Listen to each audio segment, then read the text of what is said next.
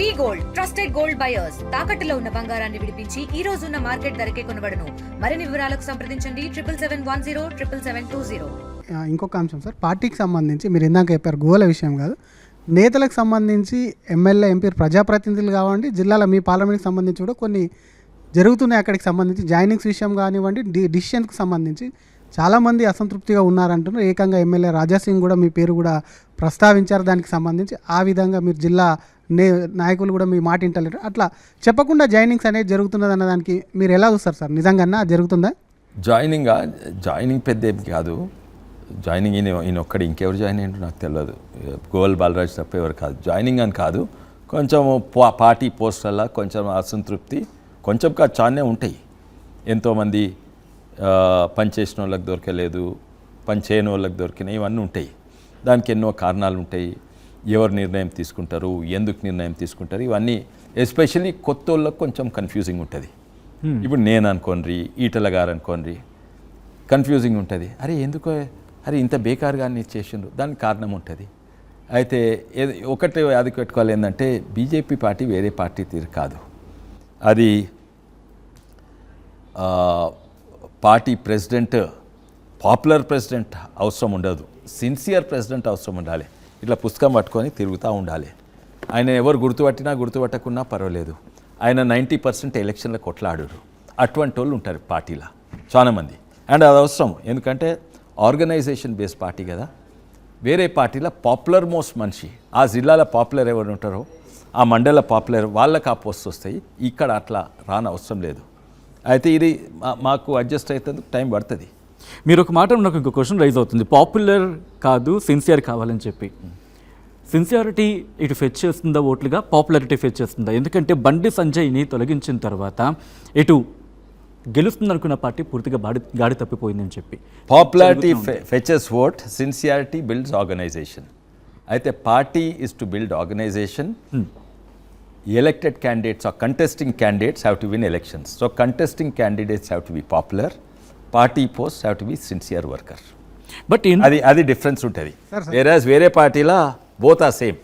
Sridhar having question. ప్రెసిడెంట్కి సంబంధించిన విషయం వచ్చినప్పుడు కొండ విశ్వేశ్వరరెడ్డి గారు ఒపీనియన్ అడిగారు. కొండ విశ్వేశ్వరరెడ్డి గారు ఒక మాట చెప్పారంట, పార్టీకి సిన్సియర్గా మీరు ఇప్పుడు చెప్పిన వాక్యాలు ఎవరైతే ఉంటారో వాళ్ళకి ఏమన్నారని చెప్పి కొంత బయట చర్చ జరుగుతుంది. నిజమేనా?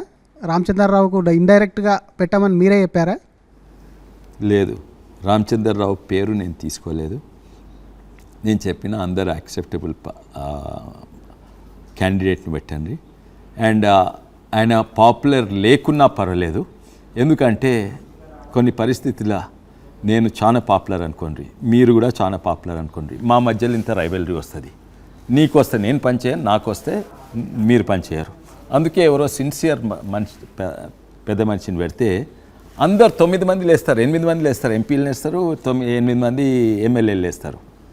లేకుంటే ఇట్లా ఆ ఫీలింగ్ ఇట్టుంటే అయితే దాంట్లో అది సేఫ్ బెట్, అది బెస్ట్ చాయిస్ అని అనదు, సేఫ్ చాయిస్ అది. అంటే అట్లాంటివి జరిగిందా సార్? అంటే ఆయనకి ఇస్తే నేను పని చేయను, ఒకవేళ ఈయనకి ఇస్తే నేను పని చేయను అని చెప్పి ఆశించిన వారి దగ్గరలో ఎవరైతే ఆశించారో, మీకంటే ఎక్కువ నాకు తెలియదు. అది చాలా తెలివైన ఆన్సర్ ఇస్తున్నారు ఇక్కడ కొండ విశ్వేశ్వరరెడ్డి గారు. కొండ విశ్వేశ్వరరెడ్డి గారు, మీరు అన్నారు పాపులర్ సిన్సియర్ అనే మాట వచ్చినప్పుడు రామచంద్రరావు గారు సంబంధించి ఆయన ప్రెసిడెంట్గా చూస్ చేసుకునే కన్నా ముందు ఈటల రాజేందర్ పేరు చాలా గట్టిగా వినిపించింది. ఆయనకి పడ్డది. ఈటల గారు అయితే నాకు సంతోషం ఉంటుండే, నాకు మంచి పరిచయం. బట్ ఎక్కడ ఏం జరిగింది? ఎందుకంటే అంత పేరు వినిపించింది, అక్కడి నుంచి ఒక డిఫరెన్స్, అది పాత కొత్త అనే ఒక చర్చ జరిగిన క్రమంలో ఓకే కొత్త వాళ్ళకి ఇంకా అవకాశం లేదు, ఒక కీ పొజిషన్ రాదు అని ఒక చర్చ కూడా విస్తృతంగా జరుగుతుంది. నిజంగా ఉందా? ఎందుకంటే బీజేపీకి సంబంధించి మీరు ఉన్నారు, అట్ ద సేమ్ టైం కుండబద్దలు కూడా మాట్లాడతారు కాబట్టి ఈ క్వశ్చన్ అడిగారు మమ్మల్ని. కొత్త వాళ్ళకి ఛాన్స్ రాదా? కొత్త వాళ్ళకు కీలక స్థానం కొంతమందికి వస్తున్నాయి ఛాన్సెస్, కొంతమందికి వస్తున్నది. కానీ నేను చెప్పినట్టు ఛాన్స్ టికెట్ దగ్గర వస్తుంది, నాట్ పార్టీ పోస్ట్ దగ్గర. ఓకే, అంటే పార్టీ పోస్ట్ని ఎక్స్పెక్ట్ చేయడానికి లేదు. ఇన్ఫ్యాక్ట్ ఉదాహరణగా నేను రాజేంద్ర ఒక ఎమ్మెల్యే స్థాయి క్యాండిడేట్ను రికమెండ్ చేసిన, ఏది జిల్లా అధ్యక్షుని పోస్ట్కు. అయితే ఈయన ఎందుకు రిజెక్ట్ అంటే, అరే ఈయన యొక్క ఎమ్మెల్యేకి లేటర్రా, ఎమ్మెల్యే క్యాండిడేట్కి ఎట్లా ఇస్తాం?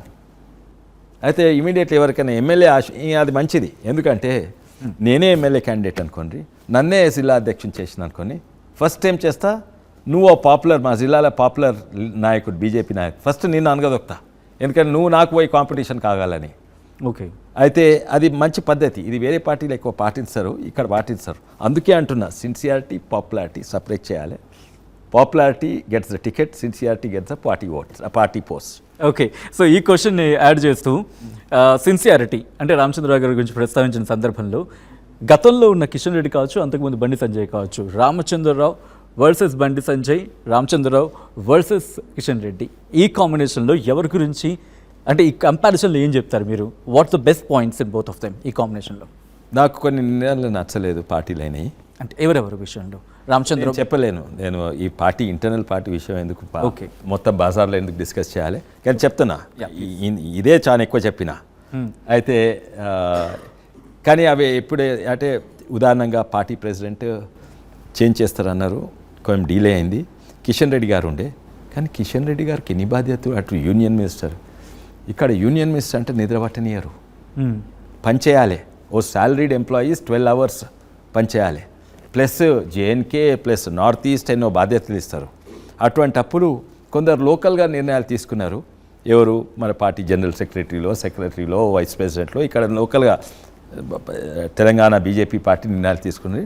అక్కడ తప్పులు జరిగినాయి. నేను కంటిన్యూస్ చెప్తుంటాను. అండ్ కిషన్ రెడ్డి గారు చెప్తా, లక్ష్మణ్ చెప్తా, అందరు చెప్తా నేను. అయితే కొన్ని తప్పులు జరిగినాయి, దానికి నాకు అంత మంచిగా అనిపించలేదు. అయితే దాంట్లో లోపల పెట్టుకునేది ఏం లేదు.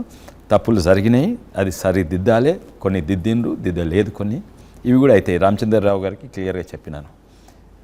ఓకే, ఒక ఇంట్రెస్టింగ్ క్వశ్చన్, ఎందుకంటే రామచంద్రరావు గారి గురించి ప్రస్తావించారు కాబట్టి బండి సంజయ్ అలాగే కిషన్ రెడ్డి ఈ 2 టర్మ్లో కాకుండా రామచంద్రరావు నుంచి ఏం ఎక్స్పెక్ట్ చేయొచ్చు BJP? At the same time ఏం ఎక్స్పెక్ట్ చేస్తాం? డెఫినెట్లీ ఫ్రెష్, ఇది ఫ్రెష్ ఫేస్, ఫ్రెష్ ఆలోచన. ఇంకోటి ఏంటంటే యూనివర్సిటీలు ఉన్నప్పటి సంది గట్టిగా తెలంగాణ కొరకు, బీజేపీ కొరకు, జాతీయవాదం కొరకు కొట్లాడినాయని ఈయన. బట్ సాఫ్ట్ అని పేరు ఉంటుంది.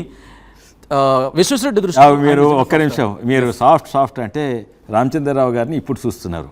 ఓకే, మా కజిన్ సంజయ్ అని ఉండే యూనివర్సిటీలా, అప్పుడు యూనివర్సిటీ అంటే మన ఉస్మానియా యూనివర్సిటీలు అంటే కొట్లాటలు, చాకుల కత్తులు, బ్లేడ్స్ ఇవన్నీ నడుస్తుండే. అటువంటప్పుడు ఈయన అది పీడిఎస్యు, ఆర్ఎస్యు అంటే ఎగ్జాక్ట్లీ ఆపోజిట్. కాంగ్రెస్ కాదు, మనకి కాంగ్రెస్ కంటే భయంకరంగా శక్తులు అంటే పీడిఎస్యు, ఆర్ఎస్యు, వాళ్ళతో కొట్లాడినరు. ఇప్పుడు రామచంద్రరావు గారు చూస్తే చదువుకున్నాడు, లాయర్ అయిపోయాడు, అండ్ ఫేర్గా ఉంటారు, సాఫ్ట్ అని అనుకుంటున్నారు.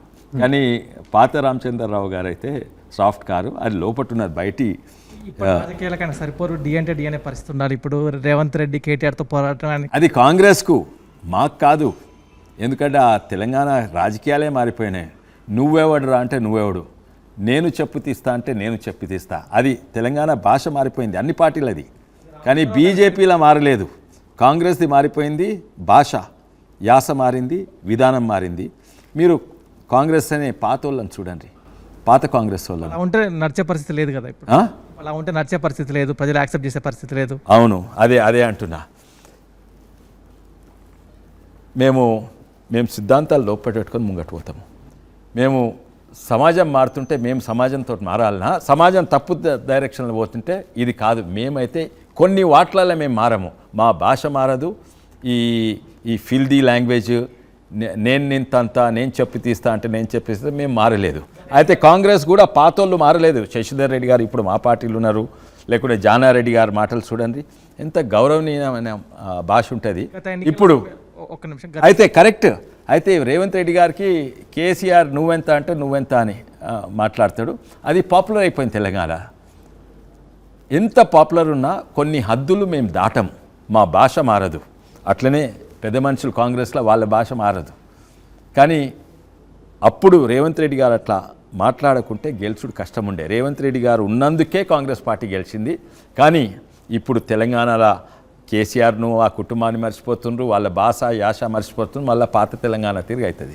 తెలుగులో న్యూస్ కి ఫాస్టెస్ట్ యాప్ ఇప్పుడు టోటలీ న్యూ అవతార్లో జస్ట్ 5 seconds లో కంప్లీట్ న్యూస్, సోషల్ మీడియాల ట్రెండ్స్ కి one stop solution, live TV app, voice search option తో ఇప్పుడే డౌన్లోడ్ చేయండి లేదా అప్డేట్ అయిపోండి.